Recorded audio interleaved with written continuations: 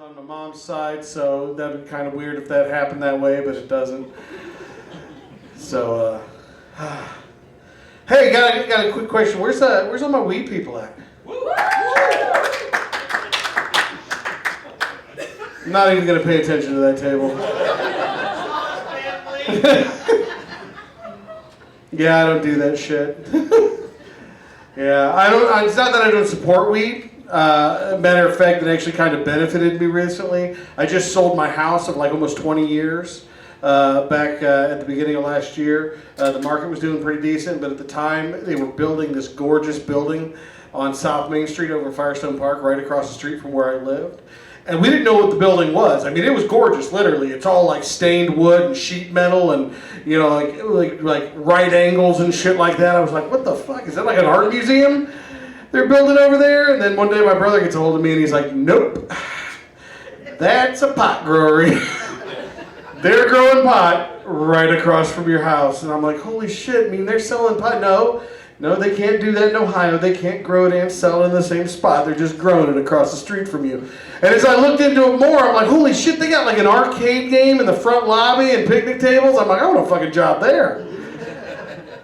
Just walk right across the street. I'm like, I'd be the perfect candidate for the job. I don't smoke the shit, so they don't have to worry about me taking anything. Holy crap. And I'm like, what would be the drug test policy for a job like that, really?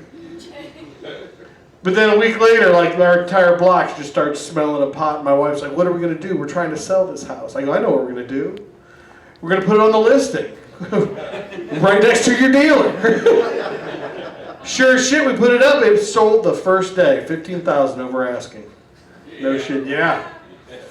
Yeah, it's nice. But my real question is, because I know what area I'm in, well, where's all my meth people at? Really? No? Yeah, does it look like I do meth? Does this look like a meth body to you?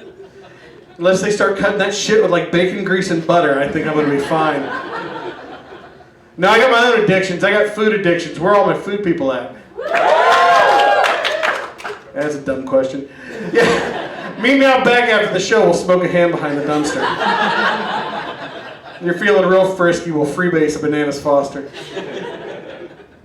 No, I actually, my food addiction started to get me into a little bit of trouble. I just got diagnosed with the diabetes. Hell yeah. Wow! That is a fucking first right there. I'm diabetic. Really? All right, there we go. I bet I got something that you don't got. I got type 1. I got dick pills. Yeah, here's the thing. Yeah, but the funny thing is like I should have known the day I went for the blood test that it was going to be positive, because when they took that shit, it came out looking like strawberry syrup from IHOP. Crazy shit is that strawberry syrup from IHOP has way less sugar. I was like, me and my wife both got our blood work done at the same time, and the next morning we're calling the doctor's office, and she's like, she calls in first, and she's like, hey, this is so and so, you know, I'm calling in for my lab test, and they're like, okay, well, it says here, doctor just wants you to know, just try maybe a low-cal diet, everything else looks great, you're doing really good. Well, since Bill's sitting right here, and you know, we both had the test done at the same time, what's his results? Please hold. A few minutes later. His A1C was 12 and a half. Yeah, she knows. She's like, holy shit. And I don't know what the fucking A1C is. So I'm like, could you tell me what that means? And she's like, well, it'll have to be the doctor, so we'll call you back. And they hung up the phone. That's all they said. And 2 minutes later, I get a call back, and it's not the doctor, it's the nurse practitioner, it's the head nurse. And this was the bluntest shit I've ever been told by anybody in my entire life. Like, I worked in the medical field, so I'm looking for some bedside manner. This is what I get over the phone. Mr. Stone, we heard you wanted to know what your A1C was, and I'm like, yeah, they said it was 12 and a half. What does that mean? She goes, yeah, you're diabetic. That is the exact inflection which what she said it to me. She's like, we need you in here soon. so yeah, I made my first appointment and I went in and I am terrified of doctors. I have actually, like I said, I've worked in the medical field myself. I was an EMT and a paramedic, and I also worked at a hospital on a cardiac floor. I have seen all the horrible shit that can happen on both sides of it, going in, coming out. So yeah, being in an environment, that's one thing. Working in it, yeah. On the other side of it, no, fuck that. So I had to actually have my emotional support wife come to the doctor's visit with me. Like, literally had to beg for her to be in the room. Not her to be in there, but they were like, because of the pandemic, they were like, oh, we're only letting one person back. And I'm like, no, yeah. No, she's got to come. They took that blood pressure, 150 over 120. I told you I was fucking nervous. She goes, we'll take it again when you leave. And it did come down, but I was like, holy shit. But the good thing that came out of it, I have an amazing doctor now, and towards the end of it, we were discussing issues, and that's when she gave me the prescription for the Viagra. Now, men, I don't know if there's any men in here who are on the Viagra. If you are and you're proud, raise your hand. Yeah, I could never get anybody to fucking raise their hand. Here's the thing, not that big of a deal. I've been with the same woman for 27 years now, okay? It's just, yeah, thank you. It's coming from my family. Come on, people, get with the game. The amazing thing is it's just another level to the game. It really is. And it's nothing to be embarrassed of. Here's the thing. Honestly, I don't know what I'm going to do in stand-up comedy. For the last several years, all I've talked about is how fat I am on stage, and now I'm talking about my Viagra and how my dick doesn't work. Pretty soon, I'm losing the weight, my dick's fixed, I'll have nothing to talk about. I'm going to have to fucking retire. So, yeah, I don't know yet. But the crazy thing was, though, up to the Viagra, my wife is so much more trusting of me being on the road now as a comic. Really? No, seriously. I was out like a couple weeks ago. I was in Michigan, and I just got to the hotel, and I was starving. And like I said, I just got this diagnosis, so I'm working on my diet, working on my sugars and shit. And the only restaurant around was a Hooters, right in front of the hotel. And I'm like, well, let's go see what a salad like at Hooters. Which I went in and I looked at the waitress, and weird thing is, I got like the only Hooters waitress who wasn't in an outfit. What the hell? Yeah, I walk in and they seat me, and I sat there for almost 15 minutes with no server, but there was a girl over at the bar wearing Daisy Dukes and a little top tied like this. And finally, after she was done talking to the guy there at the bar, she turns around and she goes, so what would you like?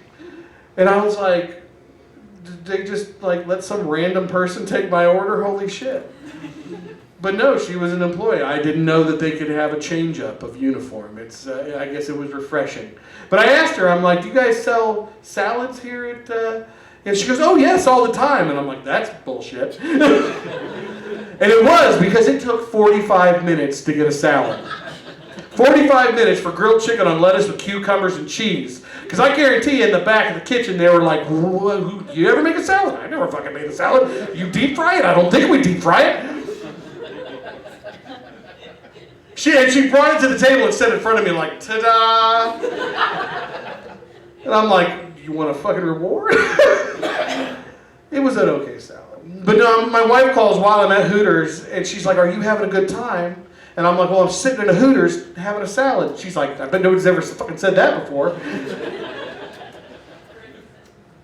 And I'm like, well, I go, so far so good. And she goes, well, and then she shakes the bottle of pills over the phone. You have fun, but not too much fun. Because she controls the dick now. The craziest thing, though, the day I got the prescription and I got the pills and brought them home, the insane part was I grabbed the bottle of pills and for my diabetes and for my the Viagra, and I put the diabetes ones in the bathroom, and I was going to go put the other ones upstairs, and I was in a hurry because I was leaving out of the house and I wouldn't be back to the next day until around 6 o'clock because I was going to a gig, and I set the pills for some damn reason on the TV stand in front of the TV and ran out of the house. And the next morning I come home and I'm strolling in, and it's about 6 in the morning, and my wife's coming downstairs to wake up our two sons for school. My two youngest sons are still in high school. And I have 3 boys, and they all live in the house, and they all have girlfriends, and they are all definitely in fucking age.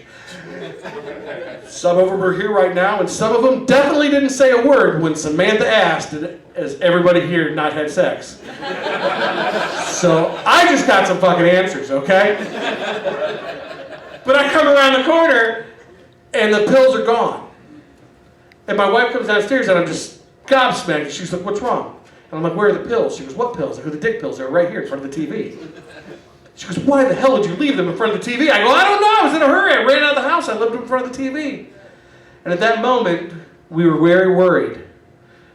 Not because of our 3 sons, because we have a dog who once ate an entire bottle of melatonin. This dog's fucking insane. She's eaten so many tubes of chapstick in our house that I've had to stop buying chapstick. And if I get chap lips now, I just rub my dog's ass on my lips. It is insane how much chapstick that dog has consumed. She once took a bottle of women's cover-up, chewed off the top, and licked out the inside. So I am fearful for where these pills are now going to be. So I pull the couch away, and sure as shit, there she is laying there with an entire bottle with the top chewed off. Right reaction. But surprisingly enough, the pills were laying there on the floor, and I scooped them all up. There were supposed to be 30 in the bottle. All 30 were there. She didn't eat a single one. And you know why? Because I saw it on her face. She read the label, and she was like, you've been through enough. I couldn't do that to you.